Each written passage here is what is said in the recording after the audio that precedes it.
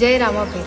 રામાપીરના બીજના દિવસે આનો જન્મ થયો હતો અને આનો જન્મ થયો ને ત્યારે એટલી ખરાબ કન્ડિશન હતી કે આનો ફેસ જે ડાયરેક્શન હોય છે એ અંદર અલગ હતું, પ્લસ એની માતાનું દિલ બહાર આવી ગયું હતું અને કન્ડિશન બહુ જ ખરાબ હતી કે બંનેમાંથી કોઈ એક બચે એ રીતનું હતું. ત્યારે મેં રામાપીરની બાધા રાખી હતી કે જો માતા અને આ વાછોડું બંને જો સહી સલામત હોય તો આવતી જે બીજ આવશે ને ત્યારે હું રામાપીરને રણુજાએ હું દર્શન કરવા આવીશ.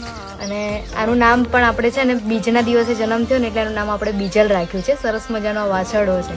આવું છું હું રામાપીર, આવું છું રણુજા. મળીએ આપણે રામાપીરની બીજ ભરવા માટે.